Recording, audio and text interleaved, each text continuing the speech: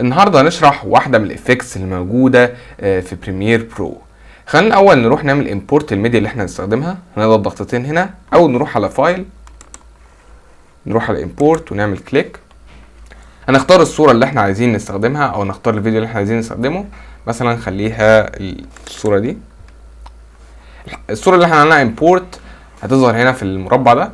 نعمل عليها سيلكت، نعمل عليها دراج اند دروب ونحطها في التايم لاين.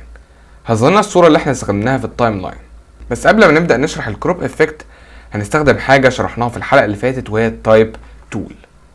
هروح على التايب تول ونحدد اي مكان في المربع ده ونكتب التكست اللي احنا عايزينه. هتقول لي علاقه التكست بالكروب. احنا النهارده هنعمل كروب للتكست ده.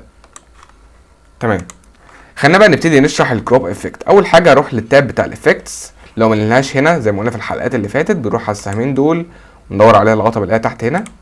ماشي، وروح هنا على السيرش بار ده ونكتب كروب CROP.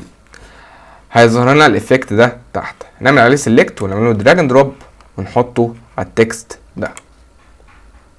ما حصلش اي حاجه. هتقول لي هو مش الكروب بقى المفروض احنا حطيناه على التكست المفروض بقى يعمل كروب او يشيل حته من التكست او حاجه؟ هو احنا دلوقتي حطينا الافكت اللي احنا نتحكم فيه بقى، ده حاجه تانية بنجيبها من الافكت كنترول اللي بنلاقيها هنا. هنضغط على الافكت كنترول ونروح على سكرول بار ده وننزل تحت لغايه ما نلاقي الكروب افكت هنا. هظهر شويه اختيارات منهم ليفت، توب، رايت، بوتوم. دولت الاربع اتجاهات اللي احنا ممكن نعمل منهم كروب. هنختار مثلا ليفت نجرب عليها. هنلاقي هنا اللي هو اهو زي ما انتم شايفين التكست عمال يختفي. التكست عمال يختفي اهو من الشمال لليمين الليفت. هرجع تاني زي ما كان. وممكن نجيب بقى من توب، ممكن نجيب من فوق لتحت، نعمل كروب من فوق لتحت. وكذلك بقى من رايت، من رايت برضو من الشمال، من اليمين للشمال. نرجع تاني زي ما كان. ومن البوتوم من تحت لفوق.